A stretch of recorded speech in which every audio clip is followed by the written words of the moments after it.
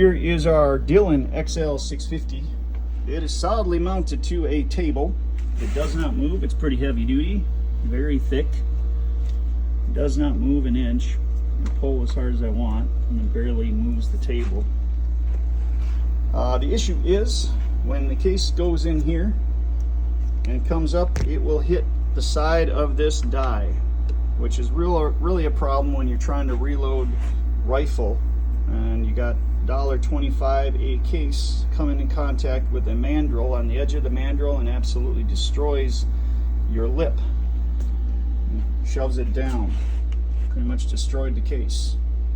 Now you can get away with it when you're running pistol because it will kind of slam a little bit off and then roll in.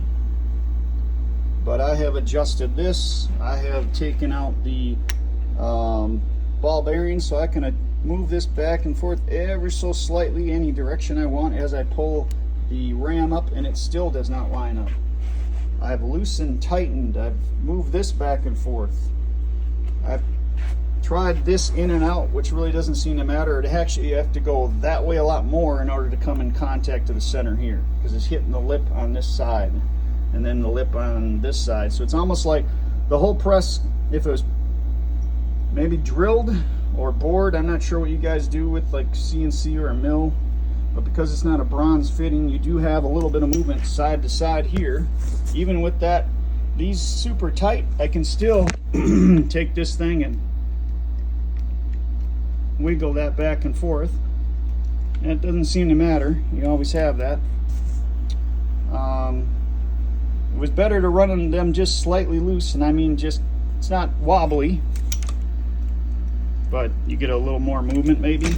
That maybe it allows so I can put pressure this way so it twists and kind of pulls it that way. I can't remember, but that seems to move it over a little bit so it hits center. So let me show you with these 44 Magnum, I know what I'm talking about. I think it shows better here. And it's perfect there. It doesn't wobble, it's not too hard. Doesn't move the case around. It's perfectly tight up against that.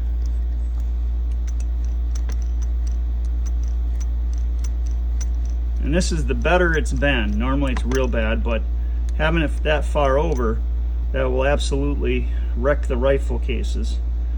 But even then you're going in at an angle, and that's going to put side pressure on the case and not be the most accurate thing to have, or precision. I mean, it's perfect.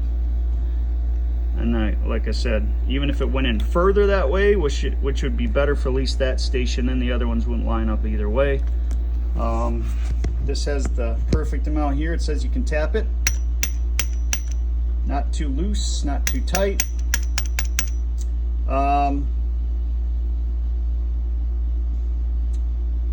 I've loosened, tightened, I've done everything. Listened to the forums, talked to guys that have been having real good luck with their Dillons. But I'm not sure if this was bored funny or a little off, but had I known this, I think I was just a little bit ill-informed when I first got this, new to kind of reloading at that time, but several years later I kind of have a better understanding.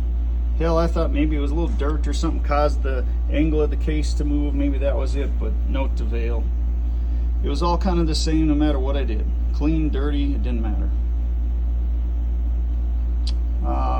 This thing definitely wears out quick. I put epoxy in there and it's nice and flat and hasn't worn a bit since then. So everything's well lubed, a little less than normal because I had to clean it all up because I tore everything apart. Everything. Cleaned it, re-greased it. Heck, I even tried having the head with those two bolts in there to even turn it this way a little bit or pull and tighten. That may have made it a tiny bit better. But the problem is too, is once you get, even if this case, if it's a little off, like doesn't just get quite perfect in there, like maybe even like that, boy, then it's real, you can't even hit, you'll crush your case. That's the problem. I mean, they have to be perfect. You have no wiggle room, which you would have had that been a little more accurate. So, appreciate any help you can give me. At this point, I'm If I can't get this to work, I don't think I'll be running this anymore. Thank you.